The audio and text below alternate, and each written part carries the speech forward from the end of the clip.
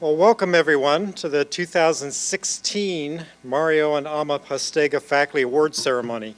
This is the 38th year for the Scholarship Award and 31st year for the Award in Excellence in Teaching. Over this time, the Pastega names become an organic part of our institution. We don't associate that name without thinking of excellence and quality when that last name is mentioned on campus, and we do appreciate that Mario and Alma's sons, Ken and Gary Pastega, continue to be engaged with us in representing the Pastega family. And I'm pleased to call out and have Ken stand. So Ken Pastega is with us today. So Ken, if you can wave. We're glad you could join us. And so we do come here to celebrate two colleagues in recognition of the exemplary work that they do as faculty here at Western Oregon University and in areas of teaching and scholarship. And what I will do is at this time call upon Dean Sue Monahan, Dean of the College of Liberal Arts and Sciences, to introduce, set up for our first award winner. And then I will turn the podium over to Dean Monahan, and Dean Monahan will introduce the division chair, who will introduce the speaker, and at that moment we'll bring up President Fuller for a formal presentation of the award, and then we get to listen to why we came here, and that's to share with the expertise of our colleagues. So Dean Monahan. This is my favorite room on campus. I wish my office was in this room. And this is actually one of my favorite days on campus because we celebrate what WU does really well, which is teaching and also research and what our faculty contribute to our campus.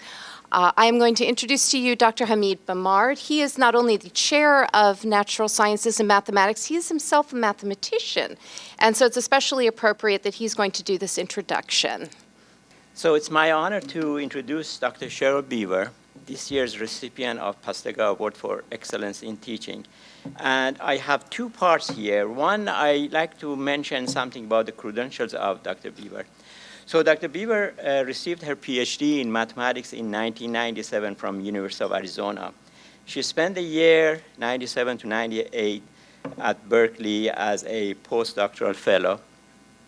And then from 98 to 2005, she served at Sandia National Lab as a principal member of the technical staff. During that time, she had progressed her research and developing applications related to cryptography. So we feel safer when we are doing transactions on the internet. And then from 2005 till now, she has been a faculty in the mathematics department. And I like to also relay a story with you. So some of you may remember from your undergrad years when you were going to visit your mathematics professors or physics professors. They had different methods of helping you with your problems. Like, for example, I had a physics professor undergrad that I would go, and during office hours, the door was closed. And as soon as I would knock the door, you would hear him on the phone. And he was busy on the phone.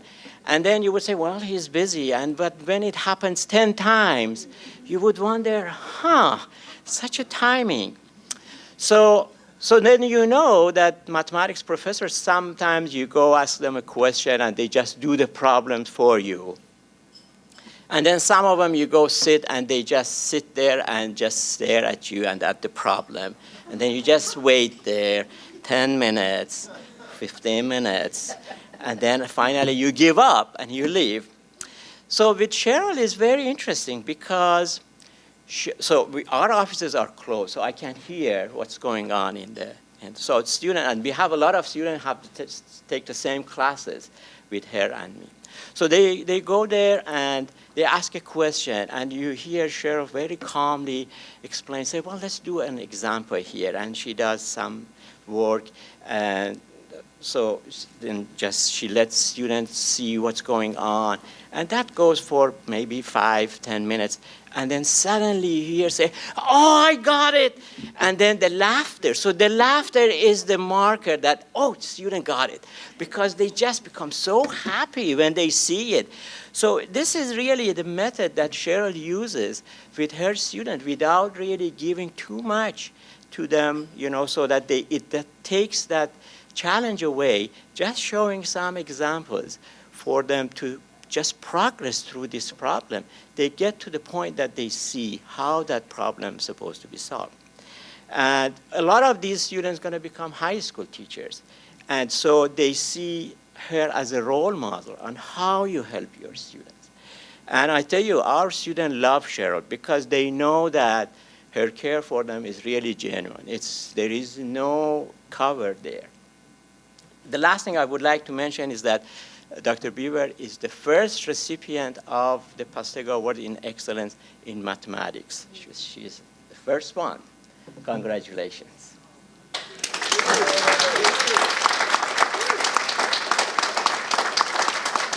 Thank you, Hamid, for that nice introduction. Thank you to the Pastega family for this award, making it possible. Thank you to my colleagues. There's so many excellent teachers at Western. It's really a very big honor to be up here, and I do truly appreciate that and acknowledge all of you people. Thank you to the committee for your work as well. Congratulations to Darryl. It's an honor to be here with you as well. What I want to talk to you today is about finding fun and fulfillment in mathematics. And for some of you, those words might not go together very well. And so I'm hoping that by the end, you'll see that if you can find that in math, then maybe we're doing a better job of teaching math. So if you ask people what the nature of mathematics is, and you ask someone who maybe doesn't use math every day or recognize that they're using math, you might get answers like this. You might get people saying, and maybe this resonates with some of you, that it's about calculations, it's about procedures, it's about finding the right answer. I asked my daughter, Elizabeth, I should thank my family for being here too, what she thought math was, and she said it's about finding the answer. I have an equation I need to solve for x. And so it's no wonder that some people think that there's not a lot of point in doing math, and maybe we can just let computers take over for us. But if I ask a mathematician what they think, I asked my colleagues what they thought, and they gave me some quite different answers. So you can see here their thoughts, but I highlighted some of the ideas, that it was endlessly interesting, that it was infinite, that it had patterns and required creativity. They talked about it as a language, as a sanctuary, as something tangible. Right? This seems quite lofty and exciting, I think, if you see it this way. They gave me some quotes about it. You can see here that one quote says, it's broad and multidimensional, requiring creativity, and it's constantly changing. That's quite a different picture of math than that of just doing procedures and following rules and doing computations. When people find out that I'm a math professor, they often feel compelled to tell me something about what they think about math. And when we have our students in many of our pre-service teachers classes, we ask them for a mathography, so a little history about their experience as math. What do you feel about it? Do you have any concerns about this class? At Western, they have to take 5 math classes. That's kind of a lot. And what I hear from people is things like this. I hear people say that, well, I like math, but I'm not very good at it. Or, I'm just not a math person. Or some people love it, and they'll tell you how good they are at it. There seems to be this message that it's sort of one way or the other. And then people might ask the questions, what can you do with math anyway? We've heard that in our classes. I'm sure there's other disciplines where they hear that, but I don't think there's many others where you can Google a math t-shirt that says, another day has passed and I didn't use algebra once, and get 2,500,000 hits. So, so it makes me wonder if people could see math the way mathematicians see it, if the questions like this and these thoughts might not be so pervasive. I tried to think of other subjects where people said things like this, that I'm not just very good at that. And one I came up with was spelling, right? I've heard people say, I'm just not a good speller.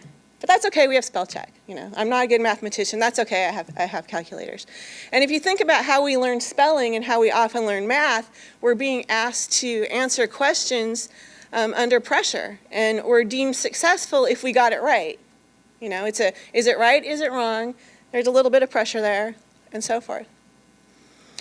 Jo Boaler, in her book, Mathematical Mindsets, Unleashing Students' Potential Through Creative Math, Inspiring Messages, and Innovative Teaching, comments that there's highly successful people who feel confident and smart in every aspect of their life, but they'll still state that the one thing they can't do is mathematics.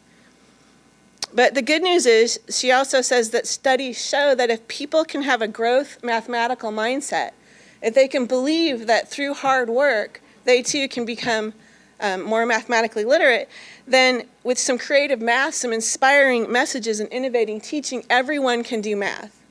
And I believe that everyone can do math, and that's an attitude that we take in our math department. We want to help them see that they too can do math. So how do we go about making people see math as a mathematician? I'm going to talk a little bit about what's going on in K-12 math. K-12 math is important to us here at the university because we educate so many teachers. And you've probably all heard about the Common Core state standards in mathematics. Even politicians will say things like, the first thing I'm going to do when I get in office is get rid of these Common Core standards. So I think there's a lot of good in them, and whether you like them or not, there's one thing that I think we can see that they've done. They focus the conversation about what math is relevant to students. It used to be the case that you go to a conference and someone from North Carolina told you about a great thing they did in their class. But to everybody else, it was completely irrelevant because they didn't have that standard. And so now we're all talking about the same thing. You can Google any of the Common Core standards and you will get lists and lists of activities and lessons and creative assessments and games and apps and so forth. So it's allowed us more space to talk about how we teach mathematics. In 2014, the National Council for Teachers of Mathematics came out with a book called Principles to Actions. If we believe these things, if we believe this to be true about math, how do we teach it to our students? And these are 8 teaching practices that they found highly effective. And here's 3 of them I want to talk about, and there might not be things that you normally associate with math. One is productive struggle. It's the idea that instead of just getting the right answer, we can make mistakes and we can learn from them, and that might be a productive thing to do. Facilitating meaningful discourse. Let's let students know that their way of thinking matters, and that there isn't just one path to the right solution. Conceptual understanding before procedural fluency. So what I mean by that is really understanding what a concept is before you learn all the rules that go with it. Let me give you a quick example. What if I ask you to count how many stars are up there? So some of you might be counting, and that's great. And others of you might have just tuned me out and said, why do I need to know that, right? This is the fundamental problem with math. They ask us questions that nobody cares about the answers to, right? I will never in my life again see a configuration of stars like that and need to know how many there are, right? And if that's the view people take, we can see why they don't think math is relevant. But let me change the question just a little bit. How many stars do you see up here now? Has anybody counted them? 16, good. Does anybody want to share how they noticed that? 5 times 2 and 3 times 2, okay. Anybody do something different? Evan, my son, do you want to say something? That's how you did it? Okay. Well, you might notice that there's 3 stars here, and that might clue you in that there's 5 there because there's 2 more, right? So we can easily see that there's a couple groups of 5 and there's a couple groups of 3. You might notice that there's 2 sets of 8. The 5 and 3 make 8. You might notice the 2 sets of 5 and combine that with the 2 sets of 3. You might notice there's a block in the middle, that there's a 3 by 4 block, that's 12 plus 4 more, that gives us 16. And you might notice there's a large block with 4 missing, right? 5 times 4 is 20 minus 4 is 16. So if we think about this as math, you can see that the answer really isn't very important. What's more important is the things that we're noticing, and maybe you can start to see that math is about patterns and about thinking. In schools these days, they are incorporating some of these ideas. They do things called routines. So it's about 3 to 5 minutes of things they do every day. So this is an example of what might be a routine. You might walk into your classroom and see a bunch of stars and be asked to count them. And teachers who do this have told me that their kids are really excited about this. They want to share their ideas. They want to see what other people are doing. They get to explain their thoughts, and it's all valued. And they don't really think they're doing math. So that's kind of fun. If you have elementary school children, you might notice that the homework that they're getting these days is a little bit different. So instead of asking kids to do 50 problems that are exactly the same, where we're repeating what they're doing, they might be asked to do one problem but do it 4 different ways. And I've heard parents say things like, why do they need to do it 4 different ways? Isn't the point to get the answer? I'm going to show them the shortcut, and then they'll know how to do it, right? And so they do that, and their kid doesn't learn it. But what we're trying to teach them is conceptual understanding. And with that, they can do these procedures, but they can also do a lot more. Consider this problem, 20 times 19. So there may be some of you doing that, and there might be other of you sweating a little bit. You know, if I ask this to a student in my office, I'll often hear, I don't know, I didn't memorize my times tables up to 20. I need my calculator, and they'll want to get that calculator.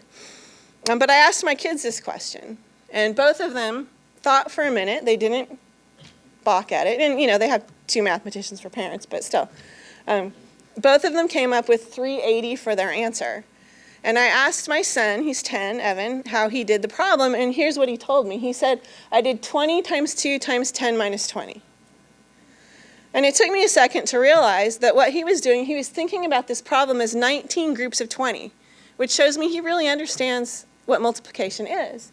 And furthermore, he thought, no, I don't want to do 19 times 20, that's kind of hard, so instead I'm going to do 20 times 20 and then subtract off that extra group. And furthermore, 20 times 20 is kind of hard, but I know that 20 times 20 is the same as 20 times 2 times 10. Now, he didn't say all that, but he kind of had to know it in order to be able to do it that way. I think that's pretty cool. My daughter told me, and she's 13, that it was 20 times 10 plus 20 times 9. So she thought about this as breaking the 19 up into a 10 and a 9. Again, 2 easier problems and doing it that way. So I claim these kids have some tools that they can use to solve a lot of different problems than just those that we think of as quick math facts. Okay. So I want to talk a little bit about some other things we do at Western, and some specific examples where I see students having a lot of fun. And the whole math department is really involved in this. So my colleagues are amazing and inspiring, and in particular, Lori Burton back there has had a lot to do with our math education here and why we're as good at it as we are. So Math 396 is an elementary problem-solving class, and so all of our K-8 teachers have to take this. So if you don't like math, and even if you do like math, you really don't like story problems, right? What's the worst thing that can happen in the math class is you can get a story problem.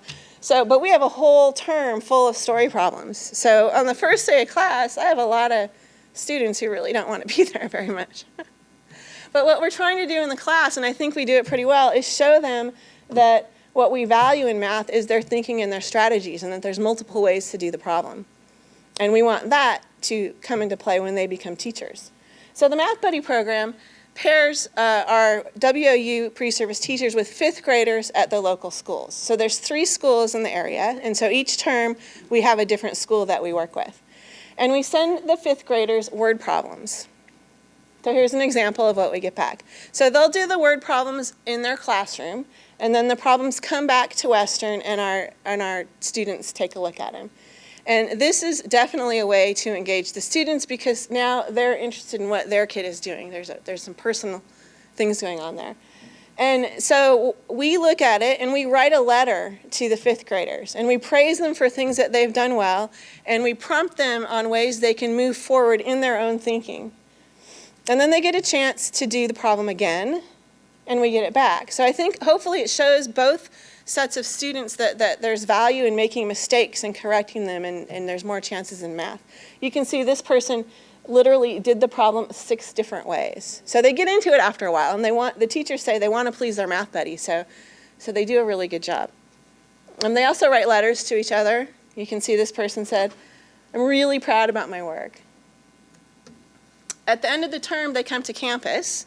So the 5th graders, they get on the bus. You can see they're running, maybe because it's raining, but I think they're excited. And our math majors make signs, and they hold them up, and they come, and they find each other. And they're both all just really excited to meet each other. And then we have them do games. So the WU students spend 2 hours being a teacher to these students. And so they make up their own games. They do a fabulous job, and everybody just has a lot of fun. Look how excited that kid is, right? There's my daughter. Another thing that we do that you may already know about is our Sonia Kovalevsky Day. That's for high school girls, and we invite them to campus for a day of math fun. This was our 12th year. We had 110 girls this year. This is up from about 40 when I started. This is exciting. So what you see here, have you ever taken a bottle that had some water in it and blown in it and it made a noise? You know, just for fun. Well, if you change the level of the water, it'll change the noise, the sound, the note that comes out if we're lucky. And so what you're seeing here is the students are blowing in the bottle, and there's a sensor, and it's going to graph the sound wave that is made from that effort. And so we give them, we tell them what frequency they're shooting for, and then they just make that note using water and the sensors. It's pretty fun. And then at the end, you see somebody's conducting, and they're playing Happy Birthday. So we do fun stuff like that. I think that gives them enjoyment, and they're sure learning stuff about math, whether they know it or not.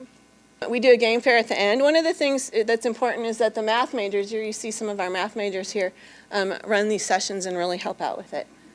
Some of the math majors have now gone on to become teachers. You can see here, there's Tabitha, you might know, Tabitha McAfee and Ann Sanders, 1 year as our helpers, and here they are with their students this year coming back to enjoy our Sonia Kovalevsky Day. We have a new program in math for elementary math instructional leaders.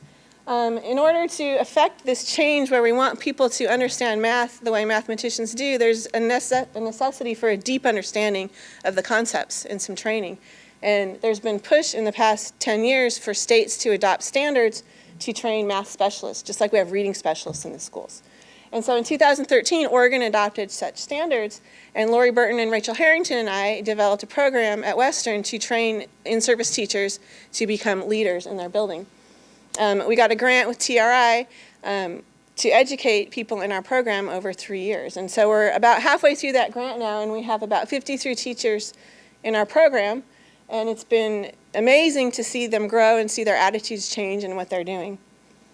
I asked our teachers that are in the program what they thought math was. And the good news is their answers were just like the mathematicians' answers. In fact, they really went way out when they told me what they thought math was. I think this is a poem someone wrote. Fun, interesting, beautiful, frustrating, and mind-blowing, we'll admit that. But it's also fun. You see diverse and creative.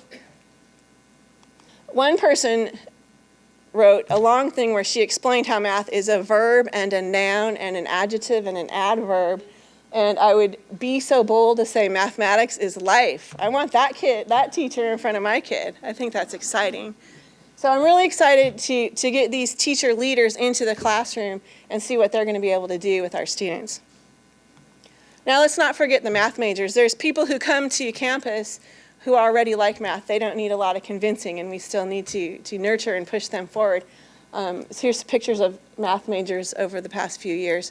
One thing that they do that I'm really proud of is in their last year they do a senior project. So they pick a problem that's important to them, and they get to interact with it and make conjectures and give proofs and solve it and become mathematicians. And then they go to a conference, if we're lucky. We have a regional conference where they get to present what they've done and sort of showcase what they've done and feel, I hope, really proud about their work.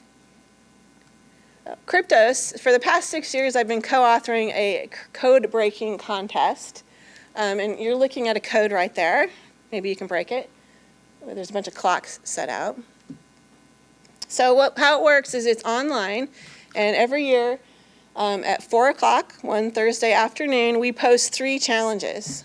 And students sign up and they log in at 4 and they download the challenges and they try to break them. So even though I've been saying it shouldn't be about who's first and who's right, that's how we determine the winner. So the first people to submit correct solutions get the honor. So this year we had about 200 students participate and a lot of solutions come in. The team that you're looking at here is from France, actually. So they started submitting solutions a couple of hours after we posted. And if you think about it, that's the middle of the night in France. So their advisors told us that they had a lot of fun. They're holding their certificates of completion, and they sent us this picture, and they can't wait to do it again next year. So it's fun to be able to give opportunities for students like that, too. So that's just a few of the fun things that I think we do here at WU. There's more. But in closing, I'll say, I think for all of us, part of the fun of our job is sharing what we love with other people. But students come to WU with a goal usually. They want to be leaders, they want to be teachers, they want to be mathematicians, they want to be dancers and artists and writers. And so the most fulfilling part of my job is when we can create and witness some of those moments happening for them. Thank you. I do think we're changing, and I think that Cheryl and the math department are part of changing how we actually teach math, which is maybe we'll change how we think about math. So I want to now introduce to you Scott Grimm. He is the chair of creative arts, and he is going to introduce the Pastega recipient for scholarship. I met Darryl about 20 years ago. He was on the search committee that was searching for the new technical director, technical theater instructor, design position that I was interviewing for. And I don't remember anything else that happened except Darryl's question, which I got in advance, and that was how I would fly a dancer above the stage, what rigging techniques I would use, how I'd get the dancer up off the stage floor. And I was in a particularly honest mood at that point in my life, and I said I wouldn't because I'm not qualified to. I don't fly people. But it's an interview, so I brought this other technique, or I was going to lift people up on some sort of device off the floor that didn't involve picking them up and flying them around, and they hired me anyway. And then I was responsible for Rice Auditorium. Darryl was the terror of my life for years because he would get into Rice Auditorium and he'd start drilling holes into it.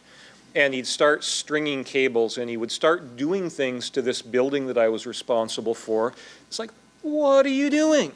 Why are you doing this to this perfectly lovely? Well, why he was doing it is because Darryl is driven. I don't know what he would say about his dance. Maybe we'll find out. What I would say about Darryl and dance is that he innovates hard. He pushes the envelope hard to find new ways to do things. He's looking, my own point of view, he'd probably describe what he does differently. I think Darryl is always looking for new ways to get the dance movements, the dancers' bodies to integrate in a larger environment. We're all fairly used to flat dance floor, dancers moving in 2 dimensions, 3 if they do lifts. Darryl's looking for something outside of that. And he's always asking, what if? So once I got over my terror of what he was going to do to the building and the equipment and whatnot, once I started really paying attention to what was being produced on stage, I saw a really amazing process, and eventually I saw something I could take part in, which once I got over myself and dove into working with him, it's some of the most fun I've ever had in theater. Darryl will find ways to move in different ways. When I first got here, it was this, how do I fly people? So learned another thing about Darryl. If the people on hand can't do the thing that he wants done, he'll find them elsewhere. He'll find them in Portland or in China, or he'll go as far as it takes to bring somebody in. Well, luckily he found somebody in Portland that could rig fly systems and fly dancers, and within not too long after I got here, there were people spinning through the air on wires on the Rice Auditorium stage, and it was cool. It was interesting and different, and he did that, and then he moved on to some other thing to do. And so his first what if that I experienced was, what if the dancers could move on the z-axis? All right, so he did the fly thing, did that, moved on. Then we had a giant net suspended. If you've been here long enough, you remember the giant net that swooped down out of the flies and curved up towards the front of the stage, and people could dance on the floor, people could be crawling around on the net, they could be hanging from the net, they could be moving back and forth. It was really cool. And it tied into the building in all kinds of places, and he explored that for a while. And then he moved on to his next thing, and it's been 20 years. I don't know how long you've been here, Darryl. I don't actually remember. But for me, it's been 20 years of Darryl saying, what if? What if the dancers had wheels on their feet? Inline skates. What if the wheels were powered? Segway. What if we could cut off the pole on the Segway so you could just stand up? Well, that didn't work.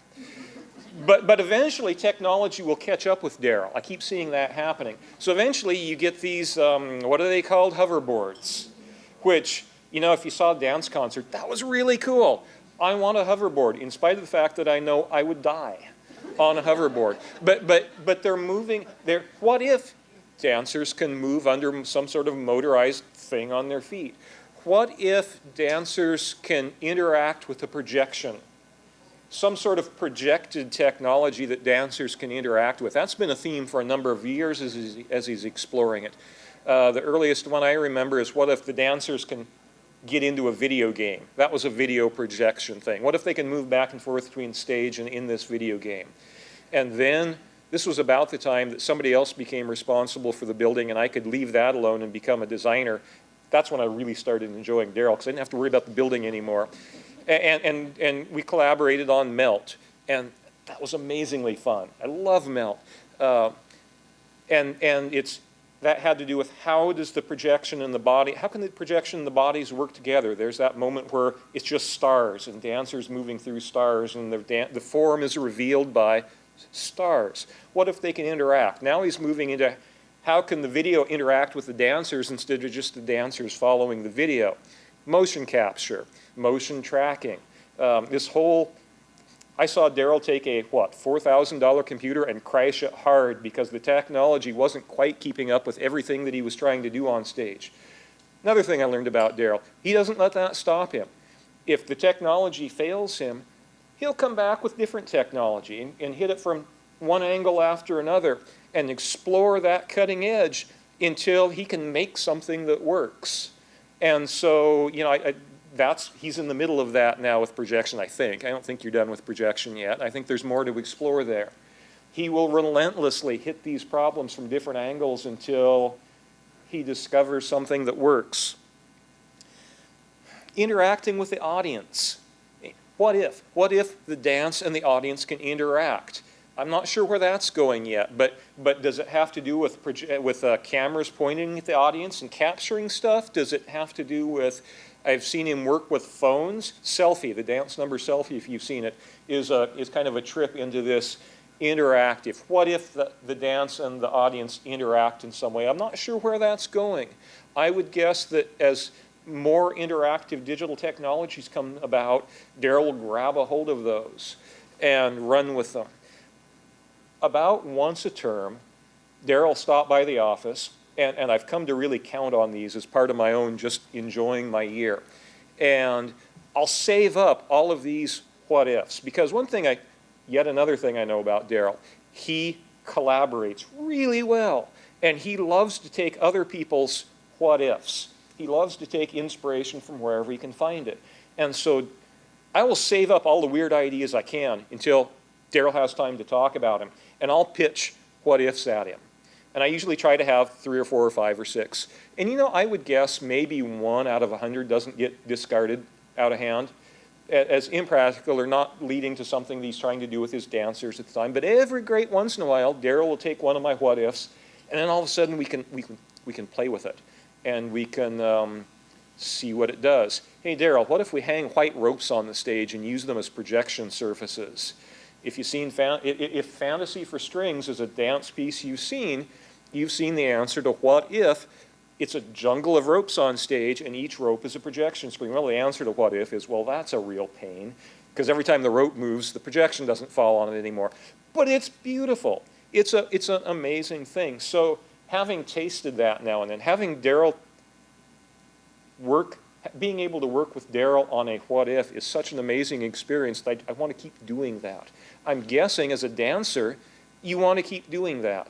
It's got to be an amazing experience working through these ideas, developing them. If you watch Rainbow dance year after year, what you'll see is ideas forming, getting tried out, going back to the drawing board, turning into a new thing, and he'll get it to it really, really works, and he throws that sucker away and goes on to his next what if, and then brings them out every now and then because they're cool and they're a wonderful thing to take on tour.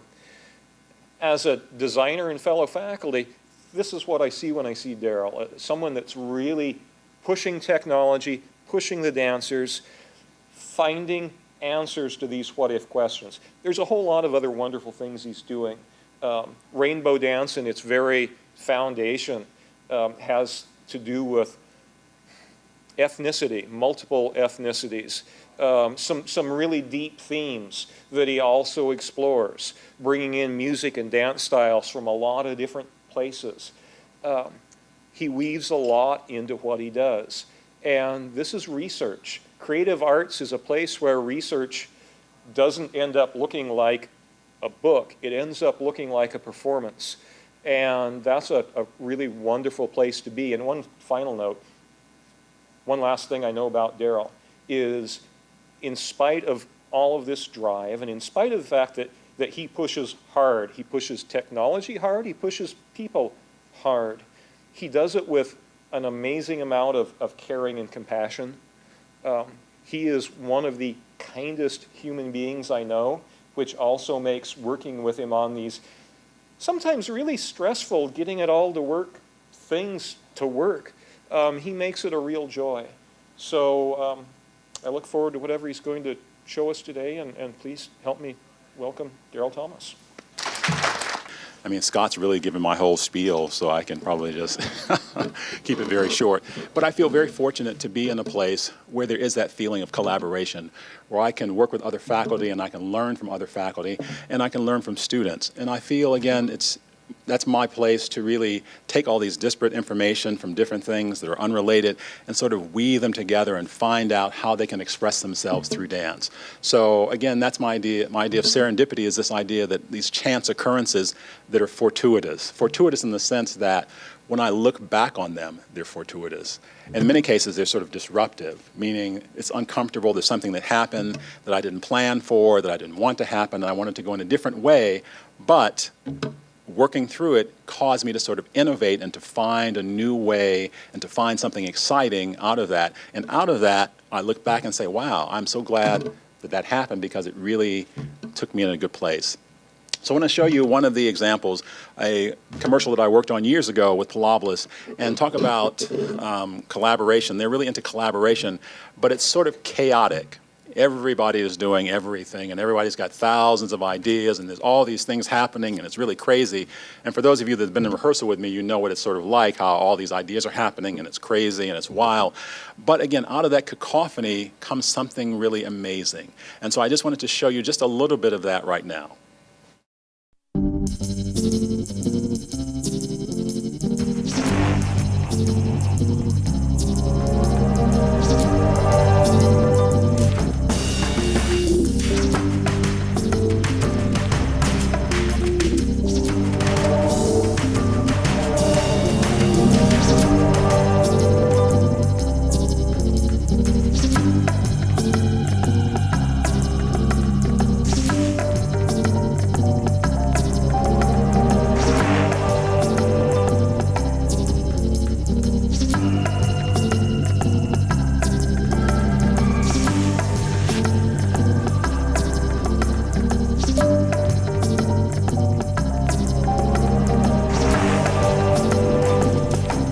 The all-new Hyundai Santa Fe. Flexible, agile, and for whatever shape life takes. So again, it was one of those situations, again, where people were offering ideas and concepts and saying, let's try this, let's do this, let's do this. And all of a sudden, out of that, we came up with this. And so I feel very fortunate that that happened.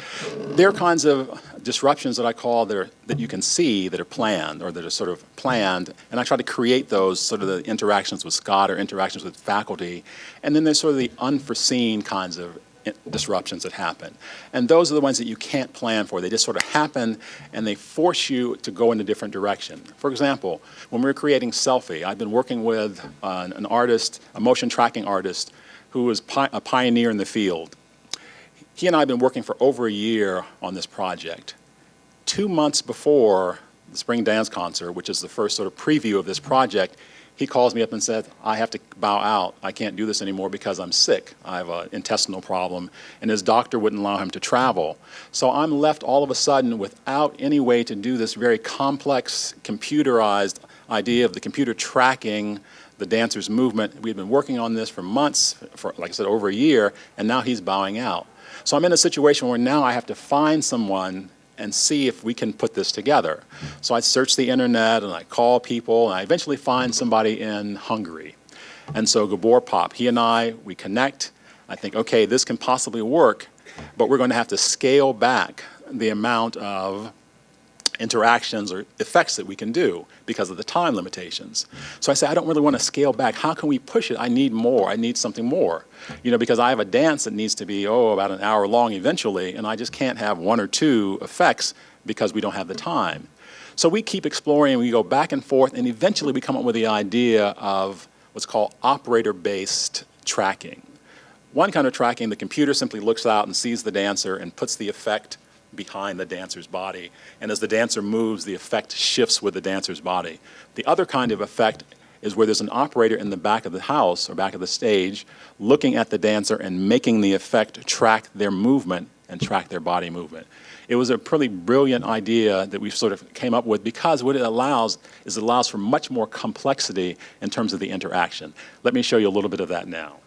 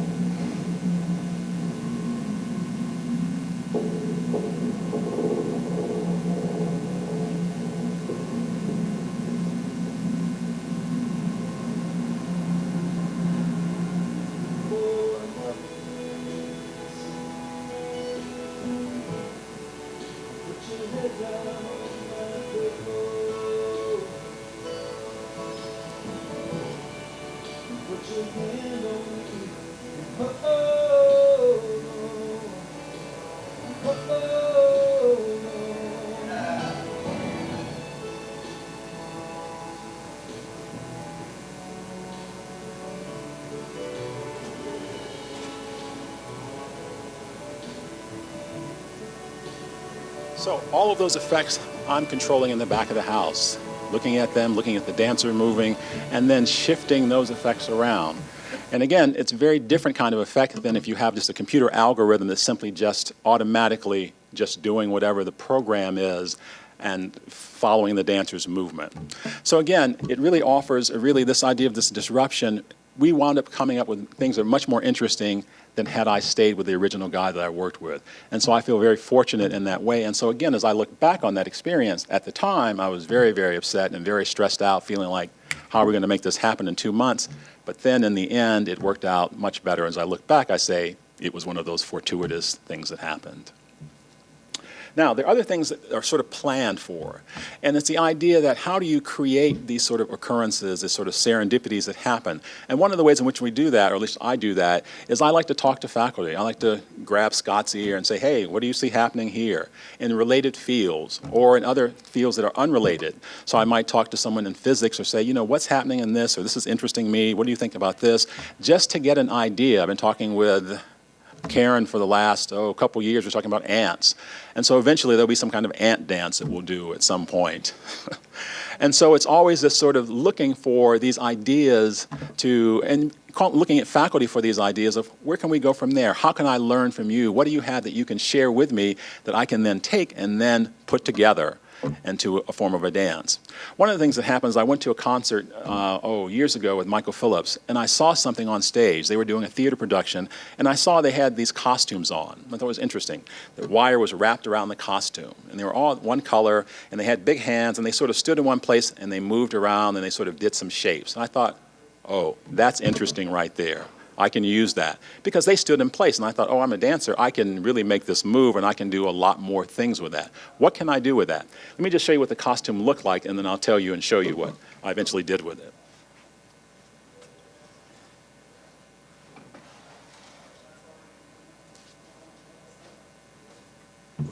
So this is the costume, or sort of an idea. Oops, there we go. Sort of a mock-up of the costume. They had simply one color.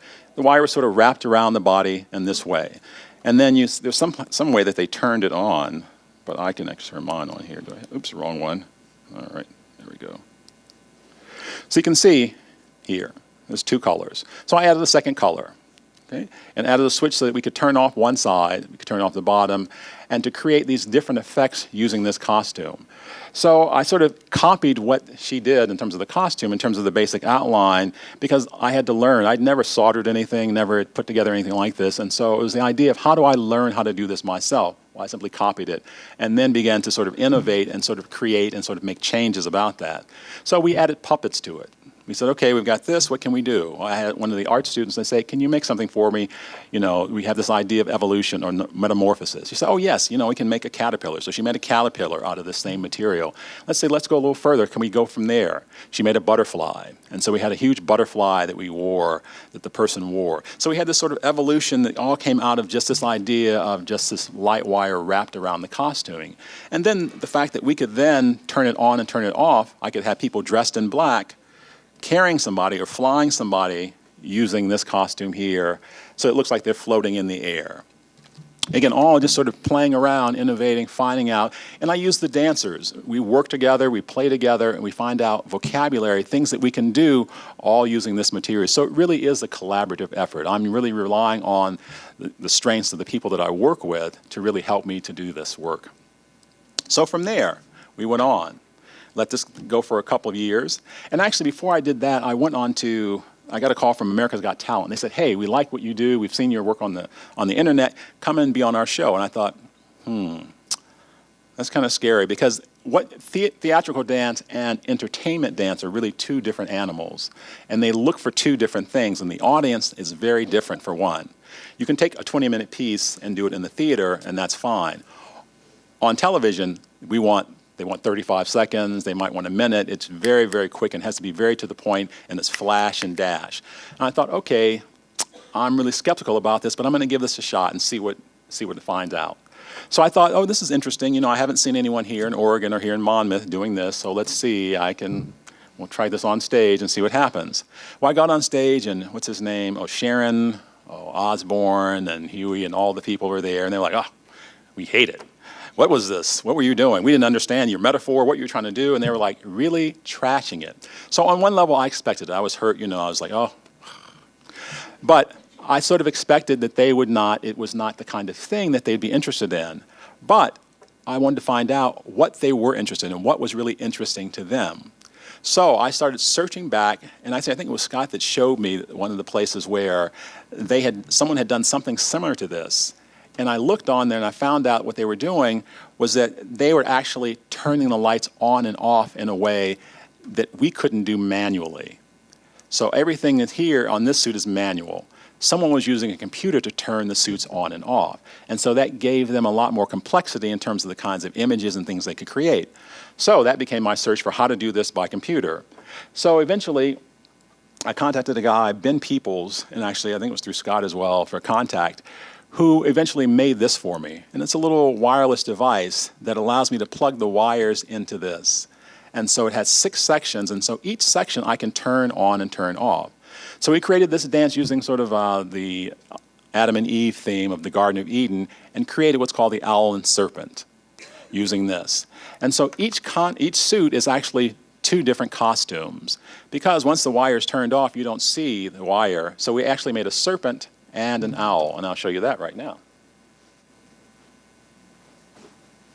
I'm sure as you look at it, it's probably hard to tell what's what. It looks like just a conglomeration of wires, but actually there is a sort of serpent face here, and the serpent skin here, and the serpent arms, and there's actually an owl in this. And depending on, again, which lights you turn on and which turn off, determines what you see. Let me show you a little video and it'll make more sense.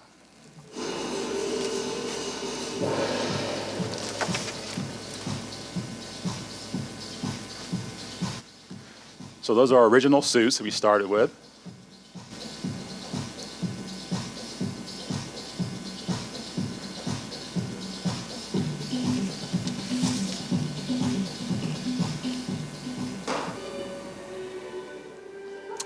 And this is our evolution.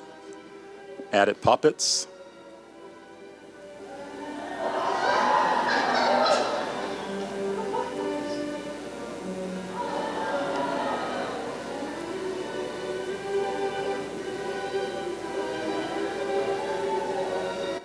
We added a backdrop that changes.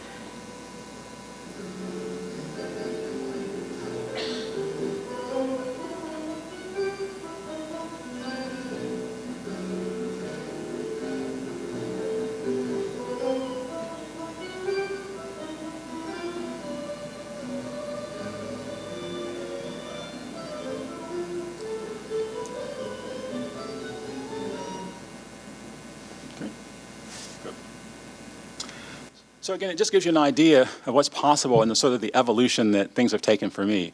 And again, it's all this idea, and I think that Scott really said it best, is really what if? You know, what if we can do this? What if we can try this?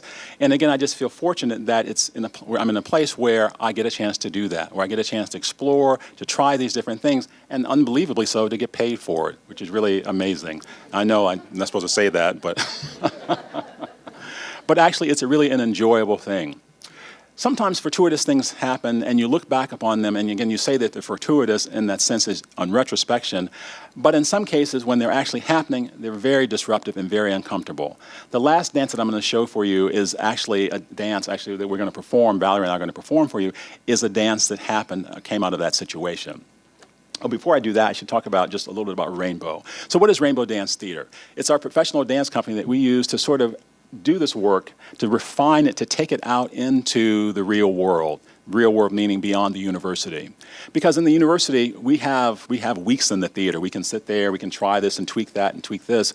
But when you go out into the, quote, real world in the theater, they say you have 1 or 2 days and you have to get that thing up and you have to get it running, and it has to run perfectly the first time. And so it really forces us to really refine it and to get it cleaned up and to streamline it so that everything works really well.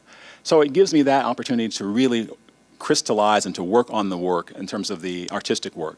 On the other side, it's an opportunity for our dancers, for the alumni.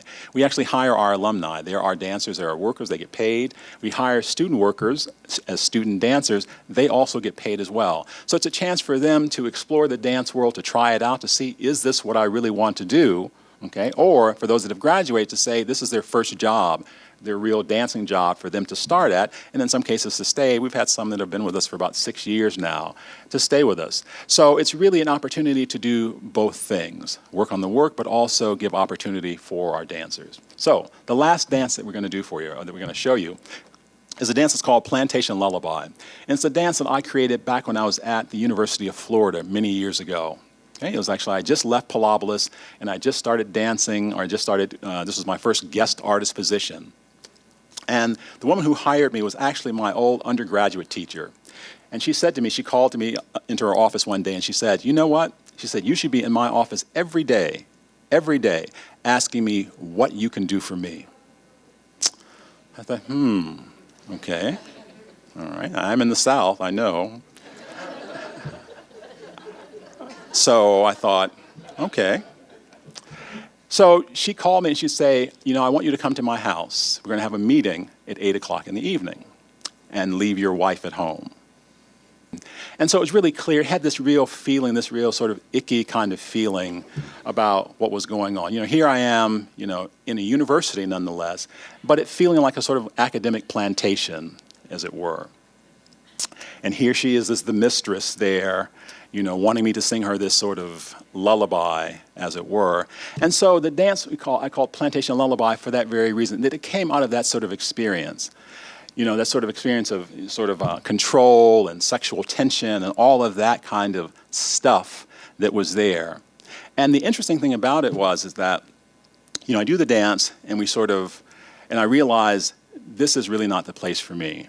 You know, I really would like to be here, and it was my first job, and I was like, oh, they're going to have a position here that's going to open up, that's going to go tenure track, and I really would love to be here since I'm already here and I know the people.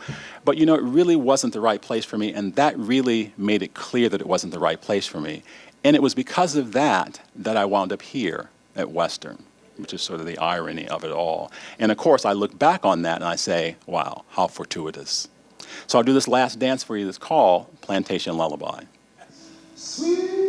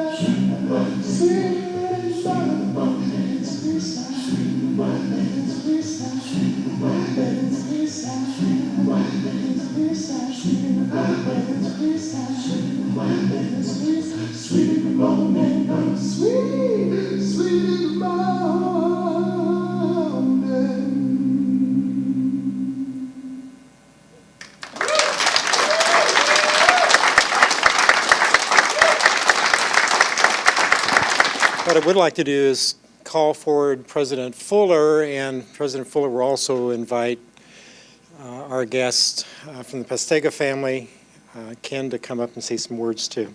Great. Ken, if you'd like to join me for a quick comment or two, it'd be great to have you do that.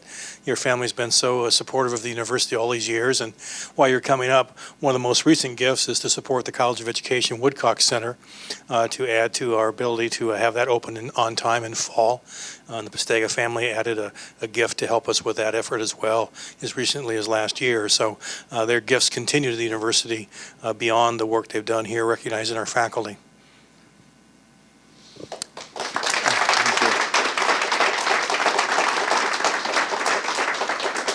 This is really a fun event today, the dancing, and you're all about mathematics, and it's always nice to drive back up to this campus. I had a son that graduated here, and I went to school here, and the families had a real connection here, and my dad just loved the energy coming from here, all the passion and for the teachers, and the faculty here was just amazing. And he always loved educators because he spoke Italian in the first grade.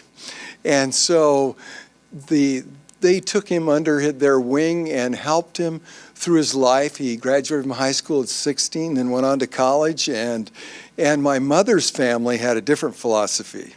My grandfather, his name was Luis. He was a baker, a banker, and a butcher. And he said, "We are an American family now. Italian will no longer be spoken in our house." And so you had two different flavors of how they approached, being American citizens. And so, especially with Dad, the teachers nurtured him, and he respected him all of his life. And so coming here was just a feel-good situation that brought him back to his past. Anyway, it was a very enjoyable day today to come up here and see everything that's going on in the campus. It's a beautiful campus. All the new buildings and energy here, it's excellent. And Rex being here the first year is just, he's probably overwhelmed sometimes. But with all of you working with him, it's going to be successful on into the future. Thanks for having us. Thank you.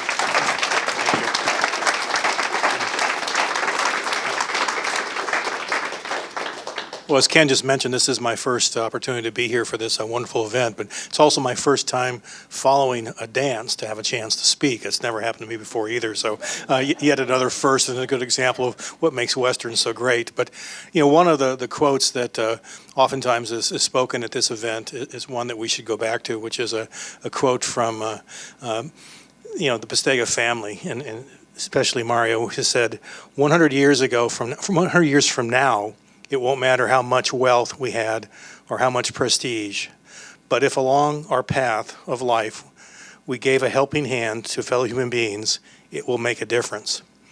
And it's that notion of making a difference that makes Western so great in terms of the students we serve today. And I can tell you that the gifts that the Pastega family have given to the university make a difference in helping our faculty aspire to great things, and you've seen two good examples of that today. And what's great about that is it translates into the work our students do.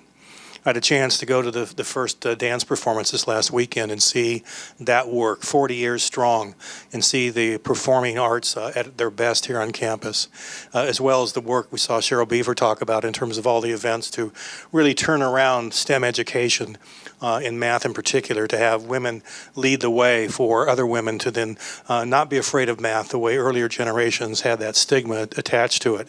That's really path-breaking work that matters, and it's exciting to be at a place where the faculty lead the way on both those issues in terms of what happens in the classroom, but also what happens with their creative works and their scholarly activities. The donations that the Pastega family have made a difference in this university, and really are a mark of distinction that will, I think, take us years into the future. At the beginning, Provost Scheck said we're 30-plus years into honoring this tradition. It's my pleasure to be here and be part of this going forward, and add my congratulations to Dr. Beaver and Dr. Thomas for their contributions and their recognition, and look forward to opportunities to meet with them and share more refreshments as we have a chance to talk about what might be next. And then I think we should take the challenge that Scott and Darryl gave us is what if? What if we were to begin to think about what's next in terms of our respective roles at Western? Should we be the place where people say, how did Western do that? I wonder what they did and how they accomplished such great things going forward for a university serving the great state of Oregon. So again, it's a great pleasure to be here for my first time.